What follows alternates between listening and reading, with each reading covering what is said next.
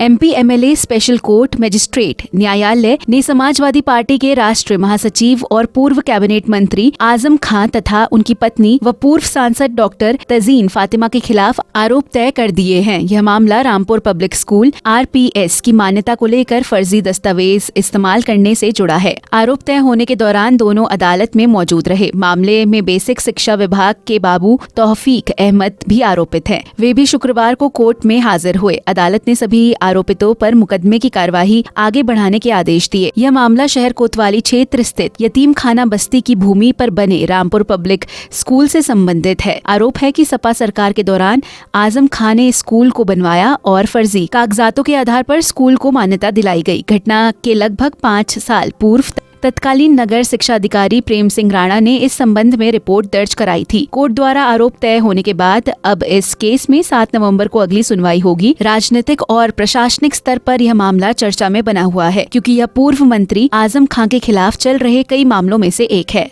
आज जिस मुकदमे में हमारी पेशी थी उसकी एक अजीब व गरीब हकीकत है जो आपको भी मालूम होना चाहिए और देशवासियों को भी। 15 दिसंबर 2016 को 15 दिसंबर 2016 को हम पर ये इल्ज़ाम है, बल्कि एक वाक़या ये है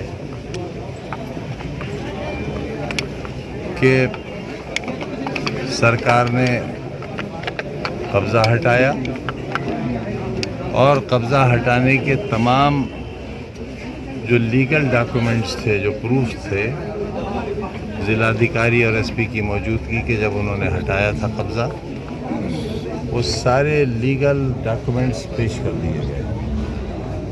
कब के 14 दिसंबर 2016 को कब्ज़ा हट चुका और 15 दिसंबर 2016 को ये कंप्लेंट होती है कि हमारे मकानात गिरा दिए गए। क्या ये संभव है? और कितने साल बाद ये रिपोर्ट हुई?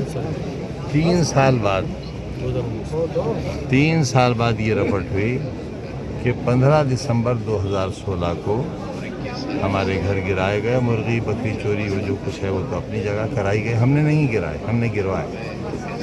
लेकिन असल बात यह है कि 14 दिसंबर 2016 को इस ज़मीन का पूरा कब्ज़ा सरकार ने ले लिया था।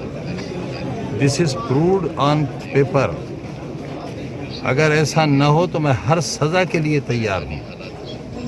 14 दिसंबर 2016 को जिस ज़मीन का कब्ज़ा ले लिया गया, 15 दिसंबर 2016 को 3 साल बाद कराई गई रिपोर्ट की क्या सत्यता हो सकती है?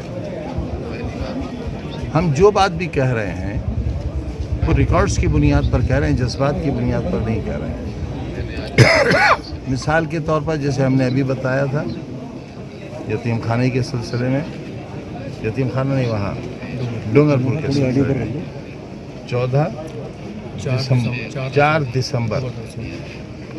4 दिसंबर 2016 को एक ऐसी ज़मीन जिस पर लोगों के कब्ज़े थे वो सरकार ने खाली कराई।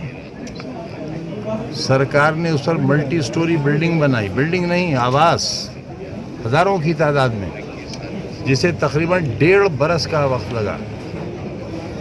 फिर स्क्रूटनी हुई, अलॉटमेंट्स हुए और ज़िलाधिकारी ने 4 दिसंबर 2016 को अलॉटमेंट ऑर्डर जारी कर दिया।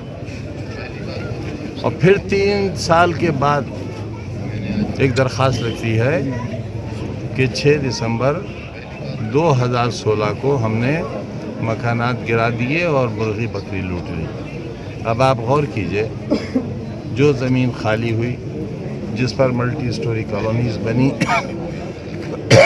जिसमें तकरीबन 1.5 से 2 साल का अरसा लगा, क्या ये संभव है कि 3 साल बाद, उसके 2 दिन बाद ये कहा जाए कि साहब बाद, अगर 2 दिन पहले का भी होता तो हम समझ लेते कि फरिश्ते आ गए होंगे, फरिश्ते आ गए होंगे, फरिश्तों ने खाली करा ली होगी, फरिश्तों ने वो अलाउद्दीन का चिराग घिसकर ये इमारत बना दी होगी।